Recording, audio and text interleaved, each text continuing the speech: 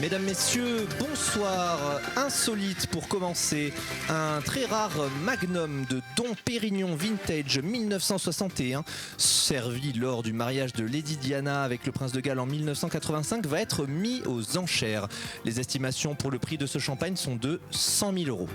Une mise aux enchères tout à fait ridicule puisque les collectionneurs n'ont que faire d'un stupide champagne à 100 000 €, alors que nous avons ici dans les locaux de FMR un véritable Lambrusco di Modena Rosato, ayant appartenu et appartenant toujours à la célèbre chroniqueuse Julie Sharp, future star internationale qui marquera notre époque, et que nous mettons aux enchères pour la modique somme de 61 balles. Et oui, 61 balles pour accéder au nectar des dieux, dont il reste un fond tiède et sans bulle que vous pourrez tout de même utiliser pour faire revenir vos oignons. Bref, ne misez pas sur le passé, misez sur le futur.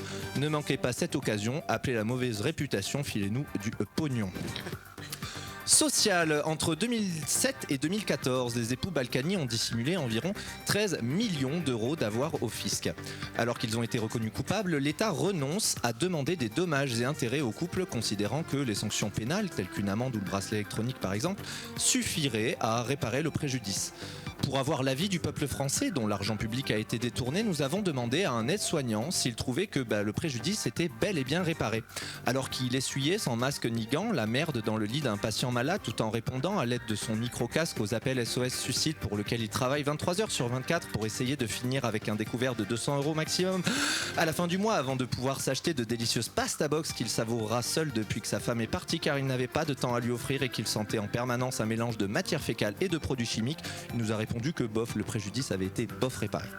Politique, l'État a été condamné ce mardi pour ne pas avoir assuré l'éducation à la vie affective et relationnelle et sexuelle dans les écoles, éducation pourtant obligatoire depuis 2001. Emmanuel Macron s'est exprimé publiquement à ce sujet, tentant de relativiser la situation. Je cite: « Il est en effet essentiel de parler de la zigounette ». Pardon, mais c'est difficile parce que la zézette, c'est gênant quand même, non? On va pas parler de la quéquette à l'école. Oh, on est des bonhommes, on va plutôt disséquer des couilles de grenouille. Science, pour terminer, les scientifiques sont unanimes, c'est une révolution sans précédent dans l'histoire de l'humanité, puisqu'il semblerait que ce vendredi 28 novembre dernier, à 3h45, soit né l'être humain parfait, la petite Mickey, l'enfant divin, et tout cela n'a rien à voir avec le fait que je sois son parrain. Qu'il ait été prouvé que ce bébé a déjà la gentillesse et la douceur de 1000 petits chatons, cela n'a rien à voir avec le fait que je sois son parrain. Qu'il ait été prouvé que ce bébé a déjà l'intelligence sociale et les valeurs politiques de Philippe Poutou et Sandrine Rousseau, cela n'a rien à voir avec le fait que je sois son parrain.